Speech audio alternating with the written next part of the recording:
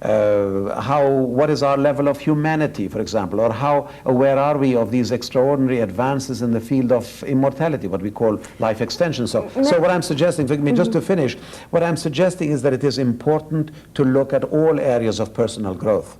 What specific areas would you emphasize in these times for the 1990s for all of us? I'd say all of the areas are just enumerated and more. Let's go back to the area of what is your level of humanity. That's right. I really have a lot of appreciation for that.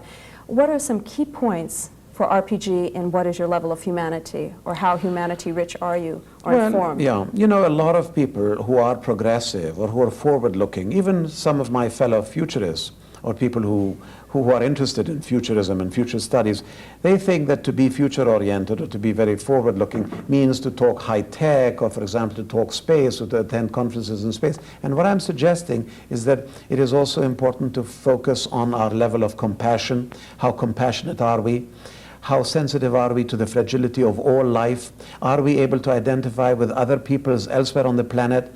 For example, right here in this country, that we still have such a crude and violent thing as the death penalty. Well, this doesn't make sense. A person who supports the death penalty, or a person who, for example, sits down and eats the flesh of a butchered animal, or a person who, for example, wears furs, or a person who watches violent spectacles on television, such a person, in my view, needs to take a look at its level of humanity. Can we just practice with something right now? I would like for you to ask me questions, and I'll answer as honestly as I possibly can, just to get a feel for how I respond to this type of situation.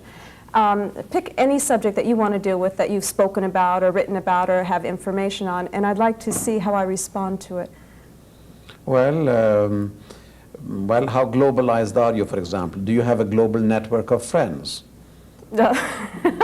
I have a few friends. I went to school in Italy. I lived in Japan and in South America and various areas, but I don't keep in touch with them anymore. I went to school and I stopped ties, or I visited. Do you go on global travels? I've never traveled around the world. However, about once every 3 years, I do manage to get out of the country. Well, there you are. That's part of it. So would you say that I'm a global person, or I'm well, you're in the getting back there. seat? You're getting there. Yeah. There are people who remain black-holed in their communities and never go anywhere. It seems to me, for globalization to work, we as individuals need to begin to act and feel as global people. And one thing to do is to travel globally, to learn about other peoples elsewhere on the planet, to take courses in, for example, global or world affairs, to update your information, to read global publications, to watch global films, to watch global television, to deploy global telephones, and so on.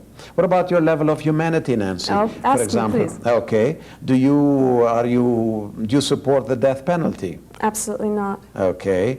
Do you? I'd like to know ways to improve our penal system. I would like to work with an organization and ways to improve the situation so that it phases out quickly. Well, there are a lot of such organizations. I myself belong to several such organizations. For example, the National Coalition Against the Death Penalty happens to be one. There are a lot of others, the ACLU, Amnesty International, quite a lot of others. The fact is these people are all working toward creating truly a more compassionate North America and a more compassionate world. Ask me another. Well, what about, for example, are you for legalized firearms? In other words, carrying firearms? No. Okay. Absolutely not. I think the less we have around, the better. Okay. Do you ever wear furs? No. Okay. No, never. Never. I wouldn't be caught in one. Well, for example, animal liberation groups are going to be more and more vocal and more active. I read about them all the time. Yeah. In the newspaper and on the radio, it seems that, well, PETA, which I mentioned earlier, is just one of several organizations. Right. You're going to hear a lot about animal liberation in the 1990s.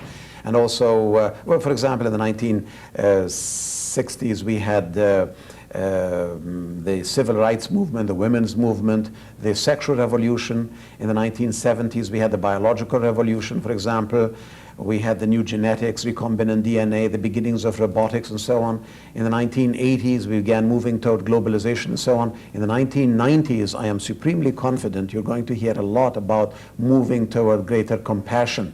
For example, a lot of resistance to hunting, to fishing, to wearing furs, to wearing leather. So you feel these are the major areas? Well, these are some of the major areas, focusing on our level of humanity, as I put it. In other words, learning to be more compassionate, more globalized, more Another thing is, for example, we've come a long ways from the old sexism and racism. I think we're also going to outgrow ageism in the 1990s as more and more people live longer and longer. And as I get older, I hope so. Well, yes, you're still a young kid, yes. but the point is that more and more people are, living to their 80s and 90s and 100. And this is going to keep expanding and accelerating. For example, recently I noticed that a man in his 60s was considered the sexiest person in America, a movie actor. 10 years ago it was a person in their 50s. Another 10 years it'll be a person in their 70s. And so how old one is will matter less and less. Am I too old for this? Am I too young for this? Am I too young for this person? Am I too old for this person? All these will begin to phase out as people stay younger longer. In fact, there's a term that NIH came up with, not my term, by the way, called youth creep. Not a terribly elegant term, but the idea is that youth is creeping up. People are staying younger longer than ever. So that's going to be another major area. And also, I believe cryonics is going to make headway in the 1990s. Now, could you explain cryonics? What is it exactly? For example, currently, if a person dies or is about to die, we allow the person to really go forever. We either bury the person or we let this person be cremated. Well, this is a terrible waste, and as I see, it's an irreversible waste. There is no way you can bring this person back.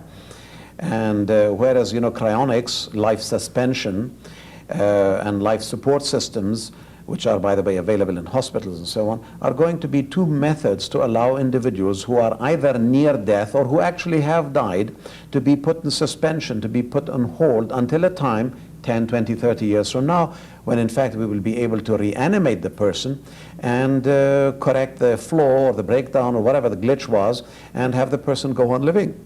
Have they defrosted anyone yet? They haven't, they haven't reanimated anyone. Reanimated. There are a lot of people walking around who need defrosting. Yes. As it is, right. Who need thawing out. A lot of people in government, for example. But the thing is, we have put people in suspension. We have a lot of people in suspension, but nobody has been brought out. Although I need to add that at hospitals, for example, through a lot of what is called emergency techniques, people who have drowned have been brought back. So we are already reanimating the dead.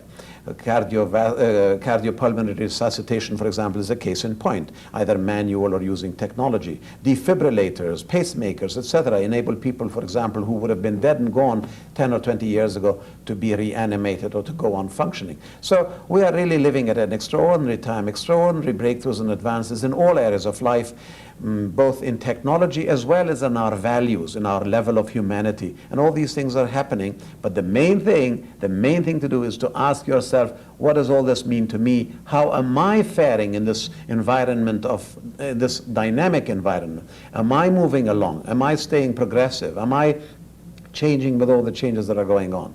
And to do that, you need a lot of self-monitors to ask yourself these questions, FM, would you please make some projections? I'd like to get some good, solid projections for the next decade, this decade. We're in the 1990s. Well, I just did at least 3 of them, which I find very exciting. The fact that you will see that animal liberation groups are going to keep growing and expanding. I would say there will come a time, maybe by the end of the decade, by the year, let's say 2000 or 2001, 2005, when the eating of dead flesh will be as vulgar and as crude and as crass, not to mention unhealthy, as, for example, smoking has become today.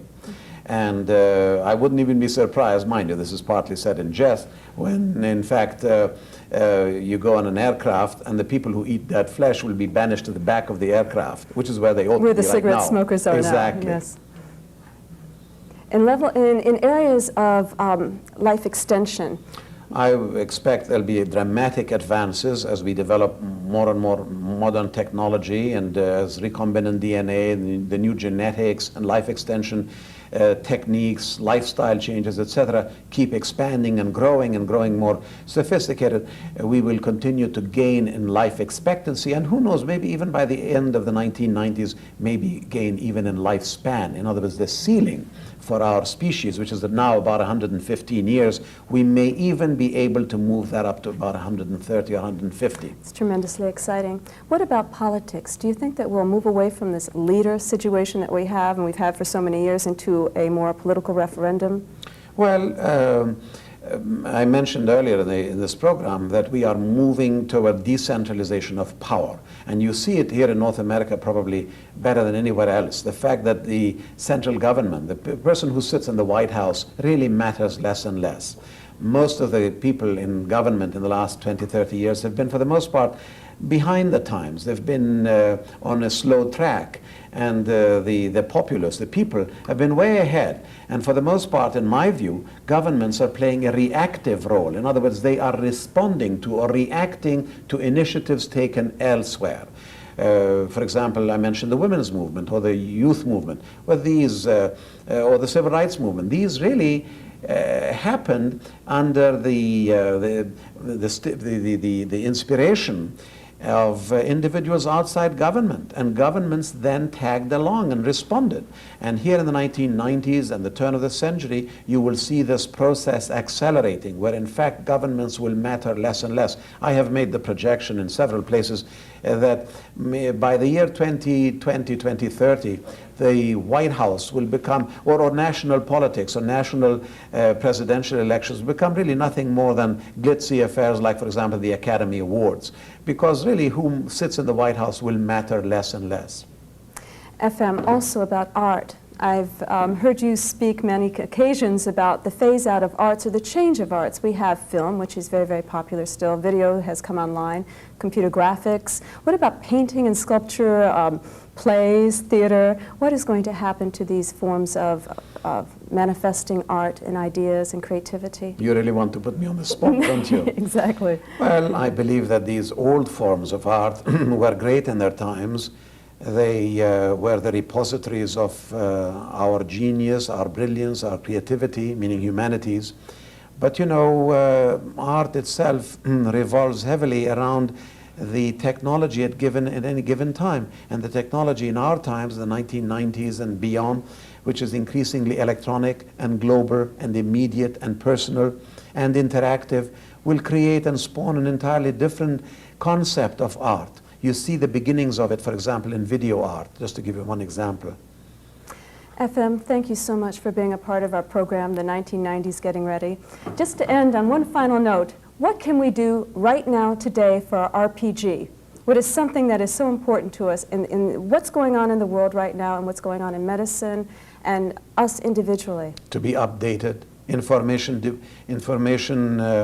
depreciates very quickly, and yesterday's information is already invalid. You need to be updated, to be well informed. Thank you so much for participating in our program, The 1990s Getting Ready. We look forward to meeting with you again in the near future. Thank you. Thank you. Swagger. Yep. Swagger.